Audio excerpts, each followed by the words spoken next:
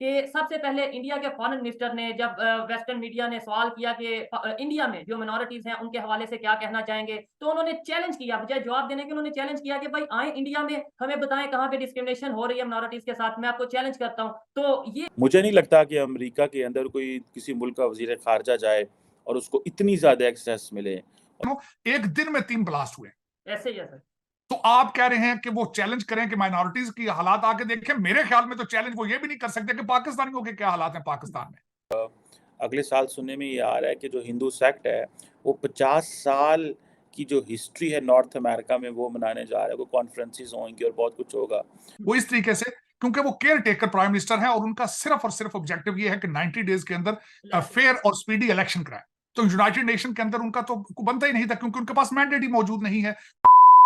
नमस्कार दोस्तों, विदेश मंत्री जयशंकर अमेरिका में हैं और जब अमेरिका में उनके साथ पत्रकार बात करते हैं तो एक कहती है कि भारत में मुसलमानों के ऊपर जुल्म होता है। तो जयशंकर कहते हैं अगर ऐसा है तुम आकर देखो और हमें बताओ कहाँ पर होता है। और पत्रकार की हेकड़ी बार आ गई और पाकिस्तानियों की जल गई। आप देखिए कि सबसे पहले इंडिया के फॉरेन मिनिस्टर ने जब वेस्टर्न मीडिया ने सवाल किया कि इंडिया में जो मिनॉरिटीज़ हैं उनके हवाले से क्या कहना चाहेंगे? तो उन्होंने चैलेंज किया, बजाय जवाब देने के उन्होंने चैलेंज किया कि भाई आएँ इंडिया में, हमें बताएँ कहाँ पे डिस्क्रिमिनेशन हो रही है मिनॉरिटीज़ के साथ, मैं आपको चैलेंज करता हूँ। तो ये चैलेंज क्या पाकिस्तान के फॉरेन मिनिस्टर, पाकिस्तान के प्राइम मिनिस्टर कर सकते हैं इंटरनेशनल लेवल पे? जयशंकर साहब की स्टेटमेंट के बारे में कंपैरिजन तो खैर नहीं बनता। मैं 2 चीजें कहना चाहूंगा कि डॉक्टर जयशंकर आज भी अभी तक वाशिंगटन डीसी में है, मैं जहां बैठा हूं, और आज से कुछ तकरीबन 2 या 3 घंटे पहले उन्होंने फिर सवाल और जवाब का एक सिलसिला भारत की एम्बेसी के अंदर किया था। और उससे पहले भी उन्होंने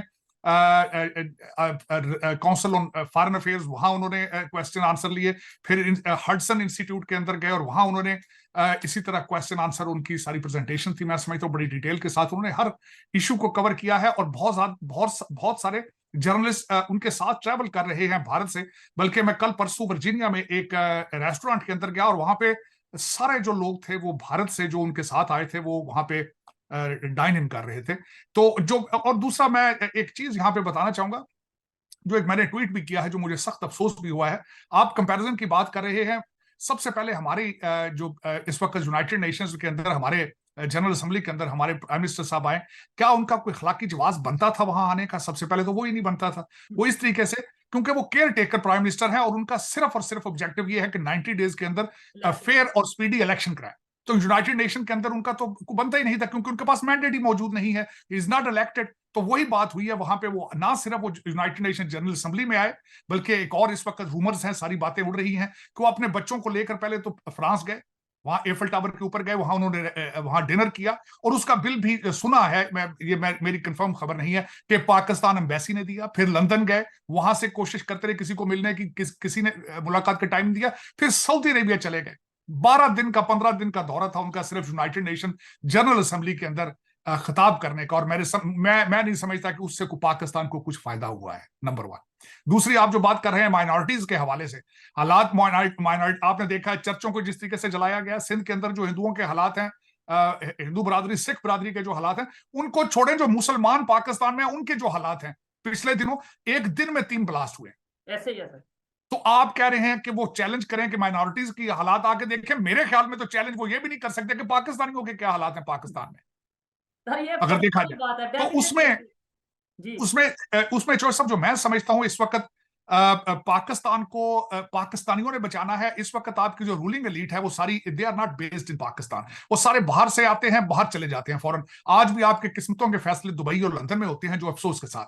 और जो आपकी रूलिंग एलीट है उन सब के बच्चे बाहर बैठे हैं। मुझे नहीं लगता कि अमेरिका के अंदर कोई किसी मुल्क का वज़ीर ख़ारिजा जाए और उसको इतनी ज़्यादा एक्सेस मिले और इसकी क्या वजह है। Let's talk on that. Basically doctor Jaishankar ने जो वहाँ पे कम्युनिटी से ख़िताब किया वो थोड़ा इंटरेस्टिंग था मेरे लिए।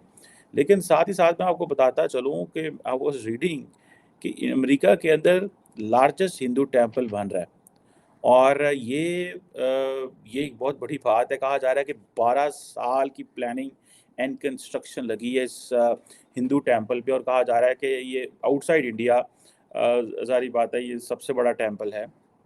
और ये अक्टूबर में यानी कि इसी महीने, जो महीना शुरू हो चुका है, ये खुलेगा।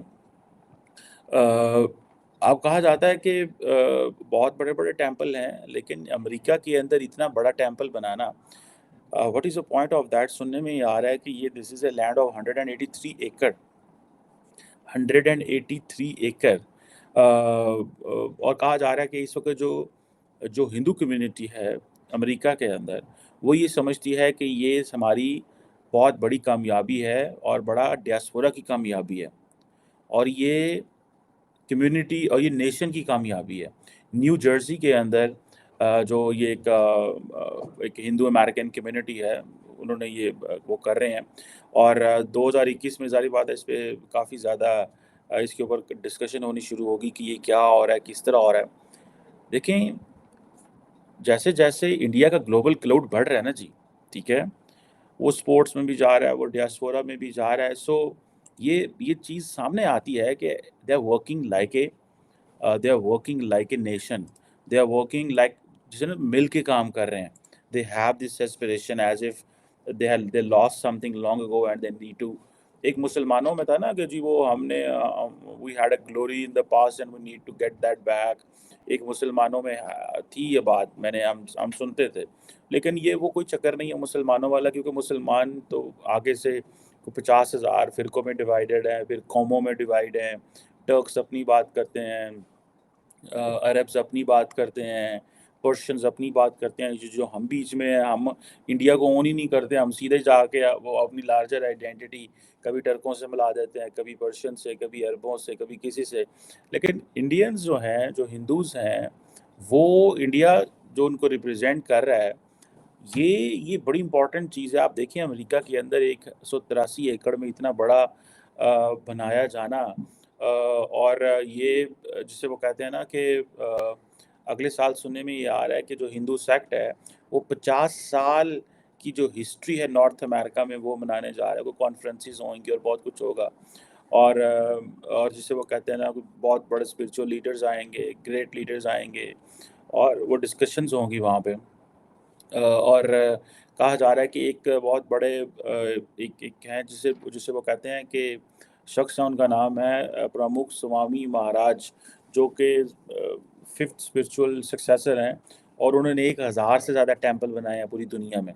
और ऑब्वियसली दैट इज़ समथिंग, मतलब बड़ी एक्स्ट्राऑर्डिनरी चीज़ है।